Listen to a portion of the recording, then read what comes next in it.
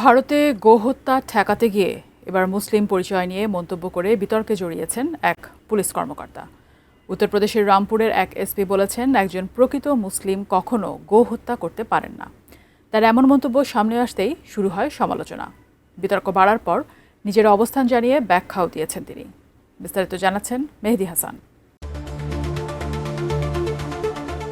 ভারতে গরু জবাই বা তথাকথিত গোহত্যা নিয়ে বিতর্ক নতুন কিছু নয়, তবে এবার সেই বিতর্কে নতুন মাত্রা যোগ করেছেন উত্তরপ্রদেশের এক পুলিশ কর্মকর্তা। বিষয়টি নিয়ে কথা বলতে গিয়ে তিনি শুধু গোহত্যার বিরোধিতাই করেননি, বরং কে প্রকৃত মুসলিম আর কে নয় সে প্রসঙ্গেও মন্তব্য করেছেন। ইন্ডিয়া টুডে ও বার্তা সংস্থা পিটিআই এর তথ্য অনুযায়ী ঘটনাটি উত্তরপ্রদেশের রামপুরে। গত 6 আগস্ট পুলিশ লাইন্সে গোহত্যা প্রতিরোধে নেওয়া বিভিন্ন পদক্ষেপ নিয়ে বৈঠকের পর সাংবাদিকদের সঙ্গে কথা বলেন জেলার পুলিশ সুপার অনিল কুমার সিং সিসোদিয়া। তিনি দাবি করেন, শ্রাবণ মাসে রামপুরের গঞ্জ ও সাওয়ারতান এলাকায় গোহত্যার একাধিক ঘটনার খবর পাওয়া গেছে। এসব ঘটনার বিষয়ে কথা বলতে গিয়ে এক পর্যায়ে ধর্মীয় প্রসঙ্গ টেনে আনেন তিনি।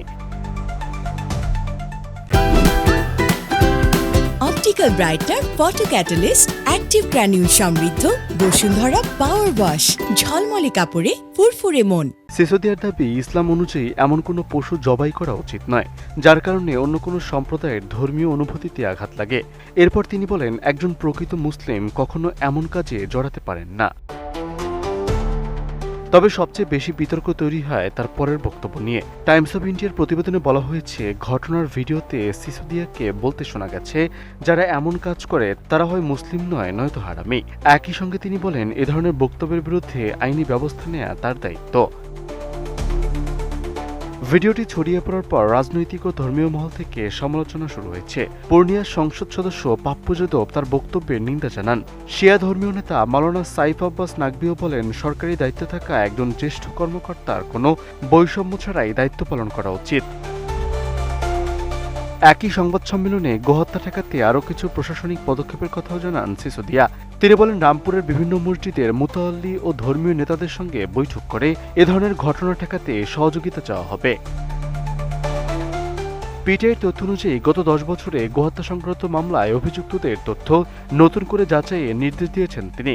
সংশ্লিষ্ট থানাগুলোতে অভিযুক্তদের জামিনের শর্ত, জামিনদারদের পরিচয় এবং অন্যান্য তথ্য সংগ্রহ করতে বলা হয়েছে। তবে সমালোচনা বাড়তে থাকায় পরদিনই নিজের অবস্থান পরিষ্কার করেন সিসোদিয়া। তার দাবি, সাংবাদিকদের প্রশ্নের জবাব দিতে গিয়ে ওই মন্তব্য করেছেন এবং পরে তার কথাকে ভুলভাবে ব্যাখ্যা করা হয়েছে। মেহেদী হাসান, এটিএন নিউজ।